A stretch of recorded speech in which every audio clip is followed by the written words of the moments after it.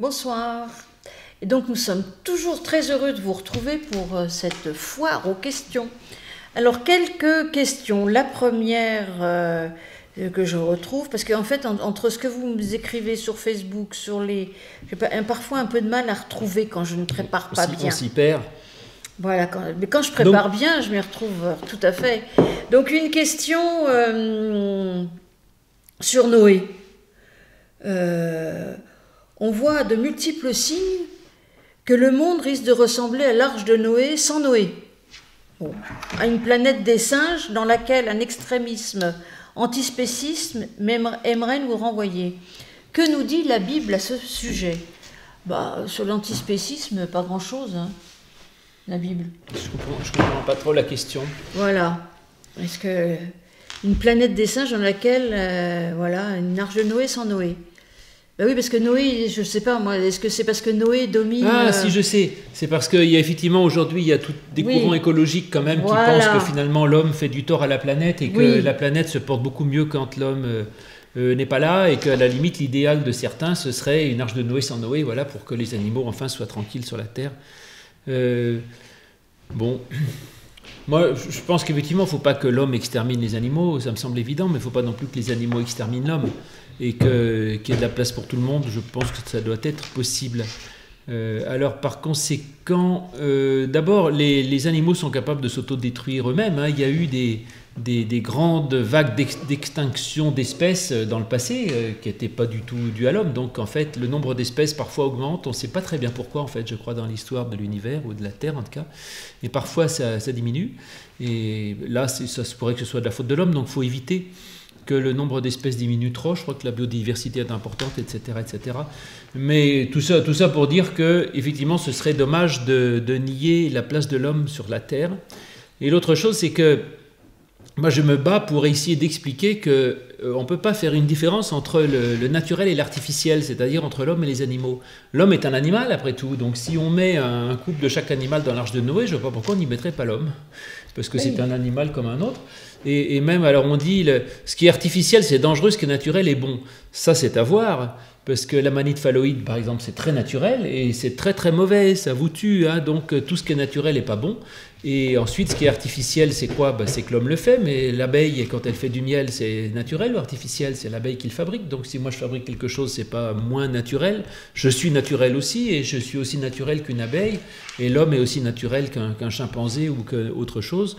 Donc je pense que cette distinction, en tout cas, entre naturel et artificiel, entre homme et animal, à mon avis, n'a pas de sens, et que vouloir éliminer l'homme, c'est justement donner une place particulière à l'homme qu'il n'a pas, en fait, et que l'homme a droit à sa place comme tout le monde, et qu'il fait partie de l'écosystème. Maintenant, l'homme, il se trouve, est responsable, donc c'est une bonne chose qu'il ait l'idée de réguler la trace parfois néfaste qu'il peut laisser sur la Terre. Ça me semble une bonne idée. Voilà. Et puis on nous dit, et c'est tout à fait juste, le Covid est naturel. Oui. Mais en fait, En fait, je pense qu'il faut vraiment faire une distinction entre la nature et la création. Hier, on parlait de la création qui n'était pas finie. La création, c'est quelque chose d'ordonné, qui s'oppose aux forces du chaos. Or, je pense que la nature n'est pas vraiment de nature très ordonnée, justement. La nature, si on la laisse faire, alors des fois c'est merveilleux, mais des fois c'est moins bien. Et puis quand on pousse les choses à l'extrême, quand certains donnent des croquettes véganes à leur chat, un chat c'est fait pour manger des souris, hein, c'est sa nature. Donc voilà, il y a des prédateurs dans la nature, c'est comme ça. C'est pas forcément heureux, mais c'est comme ça. Et oui, l'arche de Noé, sans Noé, ça serait dommage quand même. Parce que Noé était quand même la figure qui a sauvé les animaux. Au lieu de les... toute façon, Noé n'a pas existé. Hein. Oui, mais symboliquement, c'est quand même lui qui les a... Et donc, oui, les antispécistes, moi, j'ai pas tellement de... Enfin, si, moi, je mange de la viande. J'essaye de pas en manger trop parce que... J'essaye de pas manger de la viande élevée en batterie, voilà. Mais, ça, c'est sûr. Parce que ça, c'est autre chose, ça, je veux dire. Je suis d'accord. Voilà. J'essaye de ne pas manger de la viande mangée en batterie. Je ne chasse pas, mais je comprends qu'on chasse pour manger. Bon, ça peut être un plaisir. Bon, maintenant... Et puis, de toute façon, il faut bien réguler. Il faut bien réguler aussi. Oui. faut bien réguler, je vais te laisser sur la chasse, faut quand même réguler un peu toutes ces populations, donc voilà, après, Il y a des mauvais chasseurs, comme il y a des... Comme il doit y avoir des comme mauvais le sketch véganes. des inconnus. Non, c'est juste, j'étais aux aguets parce que j'entends l'argument, je comprends qu'on chasse pour manger. Oui. Après, quand tu tues une souris, c'est pas pour la manger. Donc, Ah mais moi je tue pas les souris. Moi je les laisse mon moustiques, chat. et je les laisse mon moustiques, chat ouais, faire. c'est ça. Et les mites. Et Mm. donc, par conséquent, parfois on peut aussi tuer pour réguler, pas forcément pour manger. Alors après, il y a des gens qui disent, oui, mais ce qui est pas bien, c'est les chasseurs qui le font par plaisir. Alors là, je ne suis pas d'accord, parce que c'est fondamentalement avoir une théologie incroyablement culpabilisatrice qui dirait que si une chose est faite par plaisir, elle est mauvaise. C'est un peu comme certains au Moyen-Âge qui disaient on a le droit de faire l'amour pour faire des enfants, mais surtout pas par plaisir, parce que si vous faites l'amour avec votre épouse ou votre époux pour le plaisir, ça devient du péché. Si c'est pour faire un enfant, ça va. Donc on est un peu dans la même idée. En fait, si on fait une activité et qu'elle est utile, ça va. Et si on la fait par plaisir, ça devient du péché, comme si le plaisir était du péché. Ça, je trouve ça absolument incroyable. Le fait qu'on prenne du plaisir à un acte ne le rend pas pécamineux. Ce qui est pécamineux, c'est si cet acte est irresponsable. C'est-à-dire que si, effectivement, celui qui s'amuserait à exterminer une espèce par plaisir, ce serait idiot, mais par des plaisirs aussi, en fait. Hein. Le plaisir n'a rien à voir là-dedans. C'est juste qu'on est responsable des animaux, et aussi bien qu'ils sont autour de nous. Il faut trouver un équilibre entre la vie de l'homme et la vie des autres, et c'est pas tout l'un ou tout l'autre. Nous devons gérer ça avec un sentiment de responsabilité. Voilà. Maintenant, c'est vrai que... Alors, je t'ai entendu dire aussi sur l'élevage en batterie, la souffrance animale. J'y suis très sensible. Je pense qu'effectivement, l'homme en tant que responsable peut réguler en partie, c'est-à-dire qu'il peut se débrouiller pour éviter qu'il y ait dans son entourage des animaux qui soient particulièrement dangereux ou déplaisants, et que du coup, il faut qu'il rétablisse l'équilibre écologique en intervenant lui-même comme prédateur, parce qu'en gros, c'est les prédateurs que l'homme n'a pas envie d'avoir chez lui. Hein. Oui, il n'a pas envie bien d'avoir sûr. des tigres, des lions et des ours qui se promènent Champs-Élysées, quoi. Moi, des serpents et des araignées. Exactement. Donc, du coup, en faisant ça, on élimine un certain nombre de prédateurs. Donc, l'homme doit jouer ce rôle de prédateur pour rétablir l'équilibre écologique. Mais, par contre, c'est vrai que la souffrance animale me semble vraiment, vraiment pas bonne. Donc, je suis d'accord, je mange de la viande aussi sans excès, mais j'en mange. Mais c'est vrai que tu as raison, je fais attention, autant que l'animal soit bien traité, et d'utiliser l'animal uniquement en batterie, qui sont dans des conditions sanitaires épouvantables, ça, c'est pas bien. Je pense que là, c'est vraiment mal utiliser sa responsabilité. Je pense que là, on peut culpabiliser. Et on doit, voilà, donc on doit être responsable aussi de la vie des animaux et aussi de leur mort. C'est-à-dire qu'un animal meurt, c'est pas un scoop, hein, c'est-à-dire que c'est pas parce qu'un animal n'est pas chassé qu'il ne mourra jamais, il mourra autrement, mais il mourra. Mais par contre, on doit faire en sorte qu'il ne meure pas dans des conditions les plus atroces possibles. Et d'ailleurs, c'est amusant parce que Albert Schweitzer, que j'aime beaucoup, a écrit un... Bah lui, il était... Alors, oui, son grand principe, c'était le respect de la vie. Oui. Et récemment, pour Évangile et Liberté, dont je dis le plus grand bien, une fois de plus, m'a dit, tiens, toi qui aimes Schweitzer, ce qui est vrai, est-ce que tu pourrais pas faire le compte-rendu du livre qui vient d'être publié, qui reprend tous les textes de Schweitzer sur la question du respect de la vie? Alors j'ai dit, zut, je vais avoir du mal, moi, si vraiment il faut marcher pieds nus pour pas écraser les fourmis, je vais avoir du mal à justifier ça. En fait, Schweitzer était très très malin. Et il disait qu'il faut respecter la vie tant qu'on peut, mais effectivement, on est responsable aussi. Et lui qui vivait à Lambaréné, où il y avait une explosion démographique de chats, par exemple, il disait, je sais bien qu'on est obligé de tuer certains chats. Alors, il le faisait, parce qu'on est responsable. Mais, alors il disait, je préfère le tuer moi-même, plutôt que de laisser faire à n'importe qui, parce qu'eux, ils risquent de le prendre, de le jeter vivant dans un sac plastique dans la rivière, alors que moi, je vais le faire proprement, je lui donne un coup derrière la nuque, ça le tue proprement, et je sais qu'il ne souffre pas. Et bizarrement, Schweitzer disait, le problème, c'est que les enfants d'aujourd'hui mangent de la viande, mais n'ont même pas conscience de la mort. Et qu'en fait, il faut que l'homme ait conscience et l'assume finalement qu'il y ait des animaux qui meurent pour qu'ils puissent manger, ou qu'il y a des animaux qui meurent pour pouvoir respecter un équilibre ou la sécurité d'autres, de l'humain ou pas humain d'ailleurs. Et que lui disait qu'il fallait l'assumer. Et un des vices, je crois, de notre société, c'est que on a l'impression que les animaux ne meurent jamais, en fait.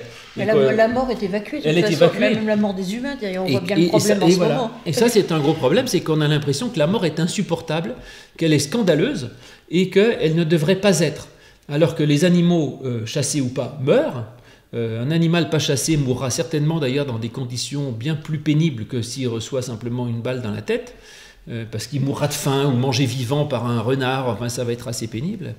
Et puis les humains aussi d'ailleurs, enfin, ça je le dis pas, je le dis là puisqu'on est entre nous, mais quand je fais des services funèbres, je suis très gentil avec les gens et je leur dis que c'est très triste et tout ça. Attention. Mais en fait, quand les gens disent un tel, le scandale de la mort, il n'y a pas de scandale de la mort, il n'y a pas de surprise. Dès qu'un enfant naît, la seule chose dont on soit certain, c'est qu'il va mourir un jour. Donc il y a absolument, il y a rien, je vois absolument pas le problème de dire un tel est mort. De toute façon, il mourra. Alors c'est vrai que s'il meurt jeune, c'est triste. Et puis on meurt toujours trop jeune, etc. Mais en tout cas, la mort n'est ni une surprise, je dirais, ni un scandale, ni quoi que ce soit qui s'oppose à la vie. La mort fait partie de la vie, et la mort fait partie de notre mode de vie, effectivement, de mammifères et de notre mode de reproduction. Donc c'est la chose la plus normale, je dirais, qui soit, la plus prévisible, la plus normale. Et notre problème à nous, c'est effectivement, je crois, que l'homme se croit immortel, hein, tout simplement, et que par conséquent, il se prend pour Dieu, et qu'un grand nombre, à mon avis, des problèmes de notre société, et même de nos problèmes personnels, viennent de ça. C'est l'homme qui oublie, finalement, qu'il est mortel. Bien. C'est Montaigne qui disait qu'il faut toujours penser sa propre mort, alors il ne faut pas que ça devienne morbide. Et puis les mystiques aussi le disent toujours. Et je me souviens une fois, j'étais dans un monastère catholique à la Pierre-qui-Vire, et à la prière universelle, le moine qui prie dit « Seigneur, nous te prions pour tous ceux qui vont mourir aujourd'hui. » Ouf, ça m'a fait un choc. Je dis « Ah oui, il y a des gens qui vont mourir aujourd'hui, peut-être moi. Nous te prions pour tous ceux qui vont mourir aujourd'hui. » Ça met vraiment en face de la mort, et non, ils n'ont pas tort. Voilà. Bon, on va passer à autre chose. Moi, j'ai pas grand-chose à dire. C'est une question sur la franc-maçonnerie, sur les protestants et la franc-maçonnerie, parce que, alors bon, il paraît que les catholiques, mais enfin, ça a changé un peu. Et quand on peut pas être catholique et franc-maçon. Ah oui, ça c'est pas possible. Ah voilà, mais je pense qu'il y a des catholiques qui sont francs-maçons. Bah oui, mais il y a des tas de mauvais catholiques, mais voilà. Officiellement, ils n'ont pas le droit. Voilà. Mais par contre, il y a des protestants francs-maçons. Oui. Bon, ça se dit pas trop, forcément. Hein. Bah, comme c'est un peu secret, la franc-maçonnerie, tout le monde ne sait pas forcément qui est franc-maçon, mais oui, il y a des protestants francs-maçons. Alors, les protestants ne sont pas opposés à la franc-maçonnerie. D'ailleurs, je crois que la franc-maçonnerie a été fondée ou refondée au moment de la Révolution. Et je me demande si les constitutions d'Anderson, c'est ça, qui sont à la base de la franc-maçonnerie, je me demande s'il n'était pas pasteur, Anderson, ou pas loin. En tout cas, ça a été fondé par des protestants. Donc, il y a effectivement quelque chose d'assez protestant dans la franc-maçonnerie. Si les catholiques y sont opposés, je ne sais pas très bien pourquoi. Je pense que c'est pour plusieurs raisons. D'abord, l'idée qu'il y ait une organisation avec une obéissance interne qui échappe à l'Église, à mon avis, ne leur plaît pas trop. Ensuite, il y a l'idée aussi de... alors ça ne me dérange pas trop, quiconque s'organise comme ils veulent, ça ne me dérange pas. Mais après, ce qui me gêne, c'est le côté initiatique, personnellement, oui. C'est-à-dire d'enseignement secret. C'est assez anti-évangélique, ça, quand même, le côté initiatique. Oui. Et les degrés pour monter... Voilà, mais en même temps, je le comprends, c'est-à-dire, c'est vrai que le Christ, a priori, a parlé ouvertement. Encore qu'à un moment donné, il dit, par exemple, quand il explique la parabole du semeur, il dit, à vous j'explique, mais j'explique pas aux autres, parce que c'est trop compliqué. Et ou même Paul, je crois, dit à un moment donné, il y a des choses que je voudrais vous dire, mais je peux pas vous les dire, parce que vous seriez pas en mesure de les comprendre. Donc apparemment, il y a la possibilité quand même qu'il y a des choses qu'on puisse dire à certains qu'on ne dise pas à d'autres. Et quand on fait l'école biblique aux enfants de 8-10 ans, on ne leur dit pas la même chose qu'à ceux de 16 ans, et on ne dit pas la même chose que dans un groupe de gens élaborés ou avertis. Et quand on est en pastoral, on peut s'amuser à dire des choses théologiques qui feraient frémir le nouveau converti, il trouverait c'est scandaleux, mais on a ce recul, je dirais, cette hauteur de vue qui nous permet de dire des choses peut-être plus élaborées que quelqu'un risquerait de mal comprendre. Donc je ne suis pas entièrement... opposé à l'idée qu'il puisse y avoir des différents grades, si vous voulez, dans ce que l'on peut dire, qu'on ne dit pas la même chose à tout le monde. Cela dit, l'idée qu'il y a un secret me gêne, c'est-à-dire que Jésus n'a pas interdit qui que ce soit d'accéder à quelque connaissance que ce soit. Ça a même été une hérésie, hein, le gnosticisme, c'était ça, je veux dire, voilà. Au départ... Les premières hérésies, c'était ça. Ce qui a rejeté tout de suite le christianisme, c'est ce type de... Bon, maintenant, la franc-maçonnerie, c'est pas tout à fait comme les sectes gnostiques du 1er siècle. Hein. Non, c'est pas comme les sectes gnostiques. Ouais. Et donc, voilà, autrement dit, il y a des protestants francs-maçons qui s'en portent très bien. Il y en a qui sont très athées, il y en a qui ne le sont pas, il y en a qui adorent le prologue de Jean. En général, ils aiment beaucoup le prologue de Jean, oui. Ça dépend lesquels. Je crois qu'au Grand Orient, il y en a qui n'aiment pas grand-chose. Il y en a qui, certains, mais il y en a qui n'aiment pas trop la religion. Hein. Oui, il y en a qui n'aiment pas trop la religion. Bon, peu importe après, mais en tout cas, les protestants, ils sont pas du tout opposés. Non, il y a des protestants francs-maçons. Donc. J'avais une question là qui était arrivée. Oui, moi j'en ai une aussi. Oui, vas-y avec la tienne, sinon l'autre elle sera traitée demain. C'est peut-être la même d'ailleurs. Non, je crois pas. Je sais pas. C'était quelqu'un qui revenait sur parce que dimanche, je m'étais amusé à dire un mot sur ma rencontre avec le Christ. Et quelqu'un disait, mais alors ça m'intéresserait d'en savoir plus. Donc, est-ce que vraiment, toi, Florence, tu as rencontré le Christ, comme je l'ai dit, ou est-ce que tu peux le dire comme ça ou pas? Oui, je peux le dire comme ça.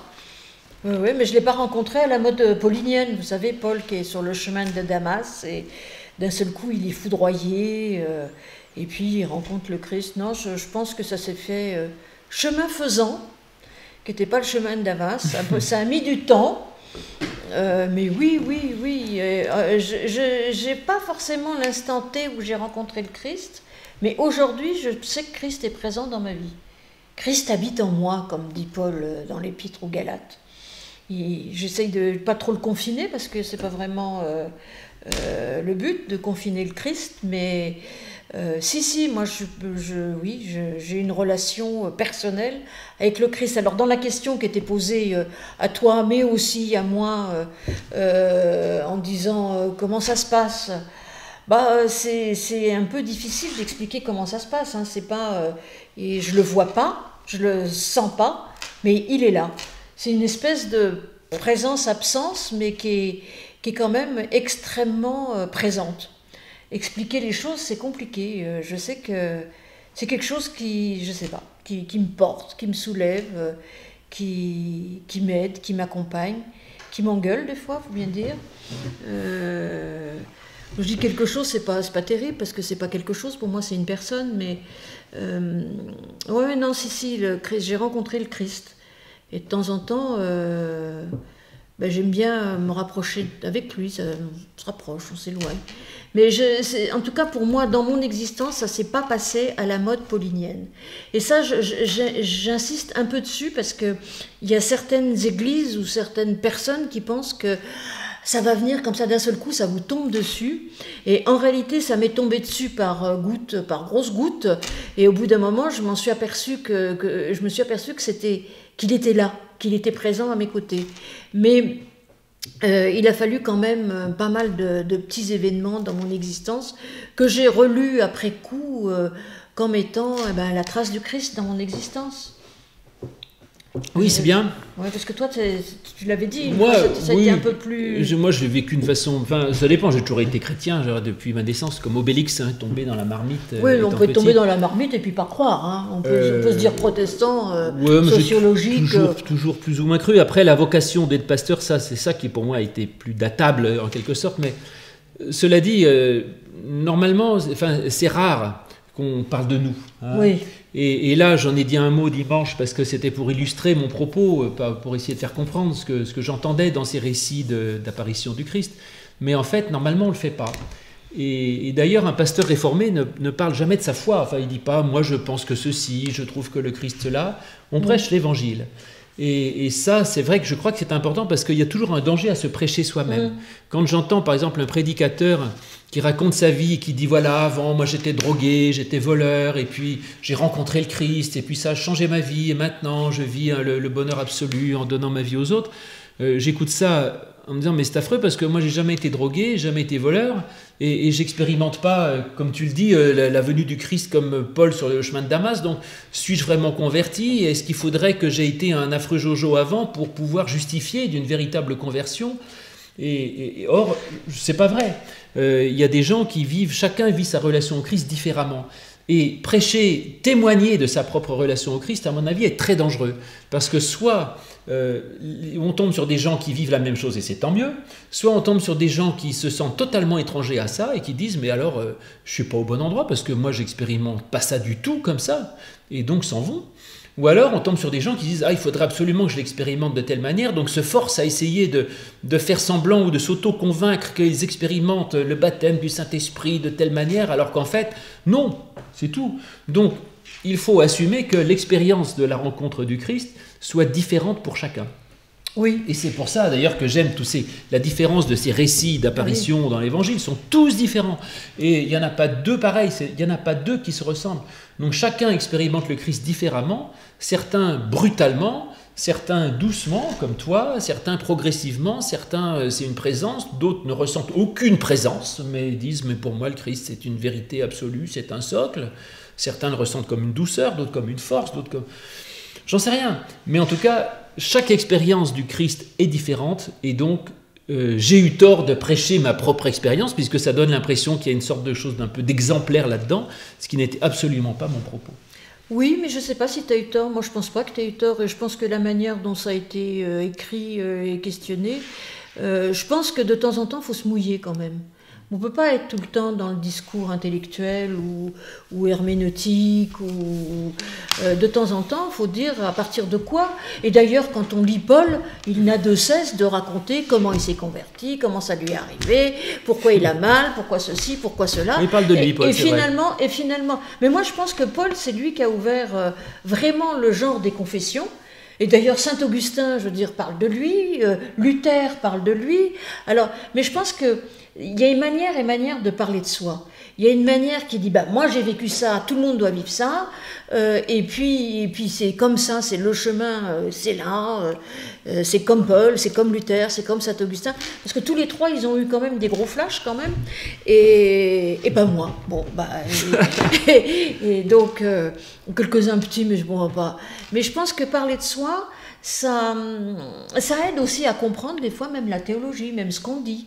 Oui, Et moi je dis souvent aux catéchètes avec qui je fais le catéchisme, je leur dis mais parlez de vous, parlez de votre foi de temps en temps, parce que les jeunes s'ils sont là et qu'on leur fait une leçon, on n'est pas en cours d'histoire, on n'est pas en cours de géographie, alors faut pas faire que ça non plus, faut quand même lire les textes, apprendre à lire les textes, trouver quelque chose de merveilleux à chaque fois dans les textes et de le partager, mais après de temps en temps parler de soi et témoigner, pourquoi pas, hein. D'ailleurs c'est ce qu'on fait de temps en temps avec les jeunes, hein. Alors, voilà. Cela dit, avec les jeunes, moi, par exemple, à chaque leçon de catéchisme, je fais venir quelqu'un de différent. Oui. Et donc, je trouve que c'est important parce que justement, là, je leur dis, mais témoignez autant que vous voulez, parce que du coup, ils ont plein d'exemples différents et ils voient qu'il n'y a pas de modèle, justement, voilà, dans la relation à Dieu. Et voilà. Et donc, juste que ce que je veux éviter, c'est les églises où on a systématiquement toujours le même message, la même expérience, le même type. En même temps, pourquoi pas? Les églises, c'est des gens qui se réunissent entre eux parce qu'ils ont expérimenté la même chose. Oui. Donc, une église charismatique sont des gens qui expérimentent le Saint-Esprit à leur façon. Moi, je l'expérimente autrement, donc je ne vais pas dans un culte charismatique et inversement. Il n'y a pas un côté qui est bien, un côté qui est mauvais, c'est juste des façons différentes, des sensibilités de vivre sa foi, et on a besoin de partager ce que l'on ressent avec des frères et des sœurs qui comprennent d'une certaine manière votre expérience. Donc je trouve que cette diversité même des églises est une très bonne chose en fait, Quentin. Simplement, moi j'ai été élevé dans une certaine pudeur religieuse qui fait qu'en général on ne parle pas trop de sa foi. Moi j'ai été élevée dans l'impudeur religieuse puisque très, très jeune on m'a appris à témoigner, mais du coup la dimension biblique et herméneutique me manquait profondément. Donc à un moment donné, j'ai arrêté de témoigner, j'ai même arrêté de prier, parce que c'est pareil, les moments de prière libre dans certaines églises me gênent un peu. D'un autre côté, je peux comprendre aussi que nos modèles de culte quand même très normés, très encadrés, puissent ne pas parler à certains, c'est toujours un peu compliqué. Mais ce que je voulais reprendre sur ton modèle que tu as cité, c'est qu'on n'a pas besoin d'avoir été drogué et le pire pour se convertir, enfin pour rencontrer le Christ. C'est-à-dire que même quand on est bien, on est invité à rencontrer le Christ, quoi. Oui, c'est ça. Voilà. Enfin, mais quand on est bien. c'est-à-dire qu'à travers la rencontre du Christ aussi, on se découvre quand même un peu différent et on découvre les failles et les trucs qui vont pas trop bien chez nous. Et ce qui est merveilleux dans cette rencontre, c'est que justement, on est relevé de tout cela. Parce que, bon, c'est pas forcément les pires qui ont le plus de remords et de regrets. Hein. Mais bon, ça c'est... Bon, maintenant qu'on a témoigné, on va passer à des choses plus... on va traiter une dernière question. On va se cacher derrière une question théologique. Voilà, une question théologique. Sur la justice de Dieu et la justice des hommes, surtout la justice de Dieu. Et en fait... je vais résumer un peu. Hein. C'est quelqu'un, enfin, comme vous êtes nombreux là-dessus, et sur la justice de Dieu dans le Nouveau Testament, qui en général pose pas trop de problèmes. Bon, encore relisez certains passages, hein, le jugement dernier ou des choses comme ça. Enfin, ça dépend comment on le lit, ça c'est toujours pareil. Et le Dieu de la justice de Dieu dans l'Ancien Testament, pour pas dire le Dieu de l'Ancien Testament, puisque jusqu'à présent, nous sommes monothéistes, donc il n'y a pas un Dieu de l'Ancien, un Dieu du Nouveau. Changement de culture, certainement. Changement de relation avec Dieu, oui. La grâce est quand même présente dans l'Ancien Testament, mais bon. Alors là, pour éclairer là-dessus, je ne sais pas si on va avoir le temps en 5 minutes, parce que... Ah bon, on peut revenir la prochaine fois. Oui, on peut revenir mais la prochaine par fois. contre, j'ai une petite pique à t'envoyer à propos d'une réponse... que tu as faite peut-être par écrit à quelqu'un qui a envoyé une question à propos de Paul et tout ça, où tu dis je ne mets pas d'hiérarchie dans les textes bibliques. Alors ça c'est une grande question chez les exégètes et depuis tout le jour. Hein. Finalement, est-ce qu'il y a une hiérarchie dans les textes bibliques? Est-ce qu'il y a des textes qui valent plus que d'autres? Et est-ce qu'il y a ce qu'on appelle un canon dans le canon, c'est-à-dire des textes qui seraient plus sacrés que d'autres? Alors dans le Nouveau Testament, on pourrait en parler, ce que tu voulais dire, je pense que c'était à propos du Nouveau. Oui. Dans l'Ancien, ce qui est intéressant, c'est qu'il n'y a pas d'homogénéité absolue de théologie dans l'Ancien Testament. Oui. Il y a des textes où effectivement il y a un Dieu très, très jugeur et très, qui condamne, qui punit, etc.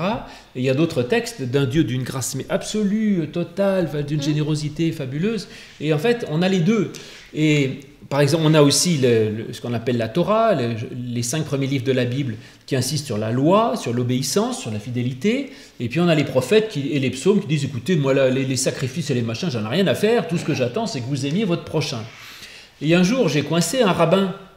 Je lui ai dit, écoutez, monsieur le rabbin, expliquez-moi, comment vous gérez ça, vous? Alors, entre la Torah qui dit qu'il faut appliquer à la lettre la loi, et ce que vous faites, et les prophètes qui disent que la loi, on s'en fiche tant qu'on aime son prochain.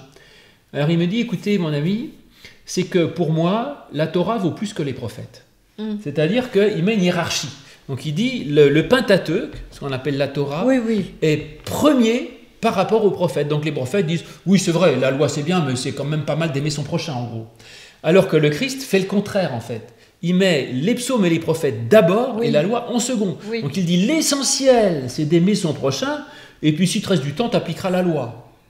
Donc autrement dit, on met des hiérarchies forcément dans les textes. Et donc nous lisons l'Ancien Testament à partir du Nouveau, c'est-à-dire que nous avons la révélation de Jésus-Christ dans l'Évangile, qui nous est parvenue par l'Évangile, et à partir de là, nous avons l'idée d'un Dieu de grâce et de pardon, admettons, encore que ça suppose une lecture un peu sélective, hein, parce qu'il y a, il y a d'autres choses. Il y a d'autres choses, oui. Bon, on va rester là. Hein, parce et ensuite, on lit l'Ancien Testament à partir de la grâce. Mais je dirais même dans le Nouveau, alors on peut discuter, tu veux mettre Paul à égalité avec l'Évangile, moi je ne le fais pas. Clairement, pour moi, je mets l'Évangile au-dessus de Paul, c'est très clair, pour moi c'est bon.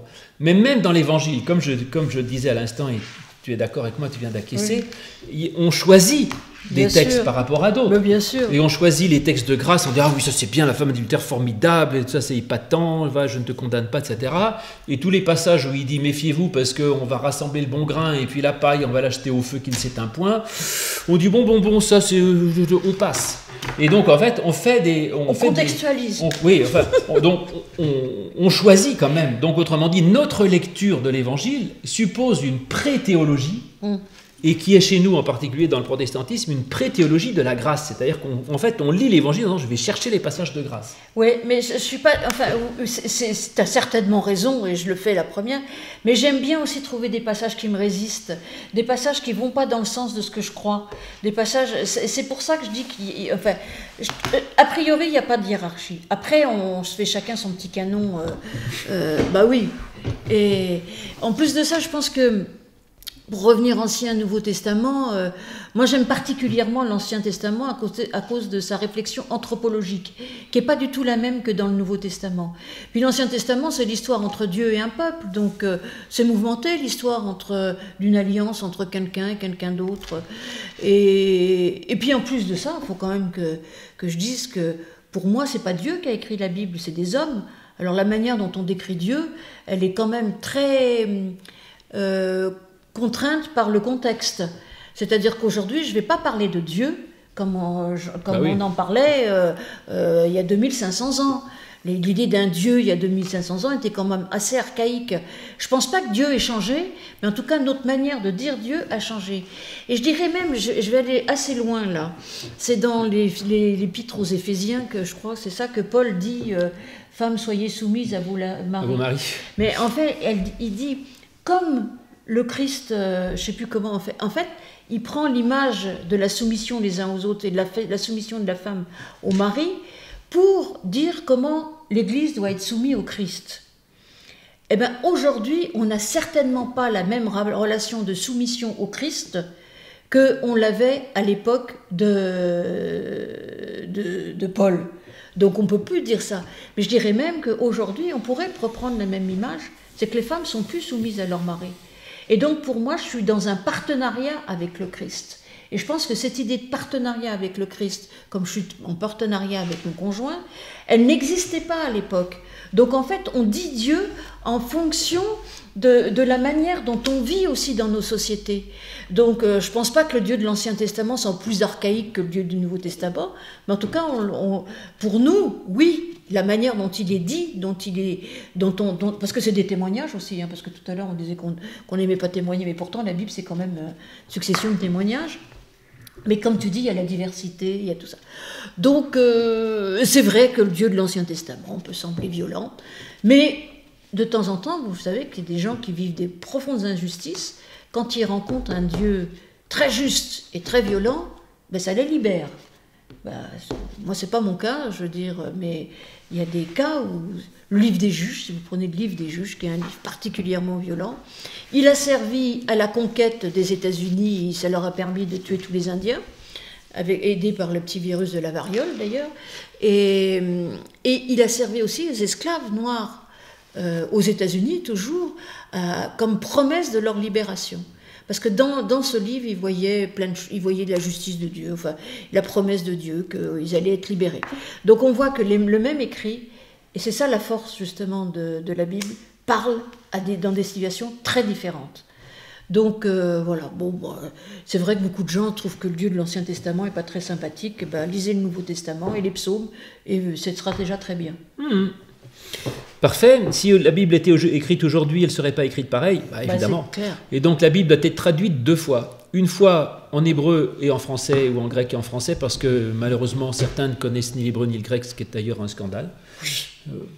Personne n'est parfait. Moi, je suis pas très bonne en hébreu. Et ensuite, elle doit être traduite une 2e fois, parce que même en français, elle doit encore être traduite, parce qu'elle reste contextuellement un texte écrit il y a 2000 ans, au Moyen-Orient, dans une culture qui n'est pas la nôtre. Et donc, il faut la réinterpréter et la réimporter dans notre culture.